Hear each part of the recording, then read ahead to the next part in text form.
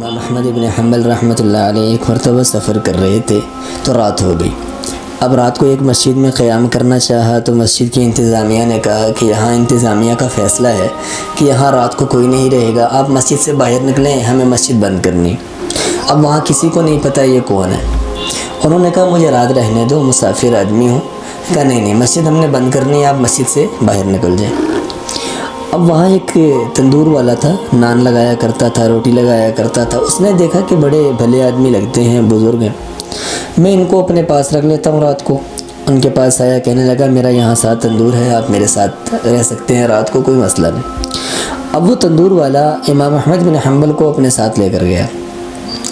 تو وہاں بیٹھے تھے، وہ تندور کا کام کر رہا تھا، اپنا آٹا گوندھ رہا تھا، پیڑے بنا رہا تھا، روٹیاں لگا رہا تھا، جو عام روٹین میں کام ہوتا ہے۔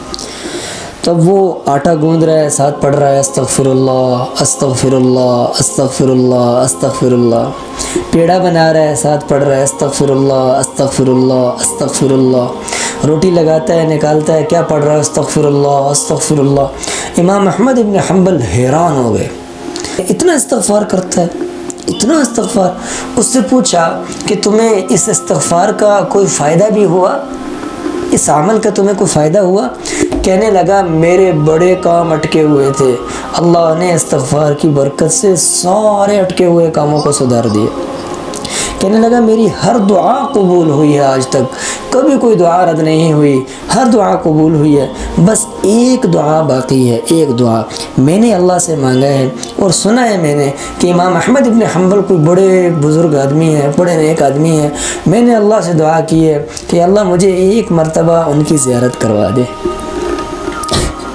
امام احمد ابن حنبل حیران ہو گئے اور اسے فرمانے لگے بھائی تیری یہ دعا بھی قبول ہو گئی، میں جو تیرے سامنے بیٹھا ہوں احمد ابن حنبل ہی تو ہوں، اور مجھے لگتا ہے کہ تیرے یہ استغفار کی کثرت نے مجھے کھینچ کے یہاں لایا ہے۔ یہ استغفار کی فضیلت ہے، کتنی اہمیت ہے۔ اب اس سے نوازتے کیا ہے اللہ، استغفار سے نوازتے کیا؟ فَقُلْتُ اسْتَغْفِرُوا رَبَّكُمْ إِنَّهُ كَانَ غَفَّارًا يُرْسِلِ السَّمَاءَ عَلَيْكُمْ مِدْرَارًا وَيُمْدِدْكُمْ بِأَمْوَالٍ وَبَنِينَ وَيَجْعَلْ لَكُمْ جَنَّاتٍ وَيَجْعَلْ لَكُمْ أَنْهَارًا۔ اللہ انعامات دے رہے ہیں استغفار کی برکت سے، انعامات دے رہے ہیں استغفار کی برکت سے۔ مال بھی دوں گا، اللہ فرما رہے ہیں میں مال بھی دوں گا، اولاد بھی دوں گا، اور تمہیں تمہاری معیشت کو بھی درست، اور تمہیں پانی کی برساتیں اور نہریں تمہیں جنت میں عطا کروں گا۔ یہ کتنی بڑی بات ہے، کتنی بڑی بات ہے۔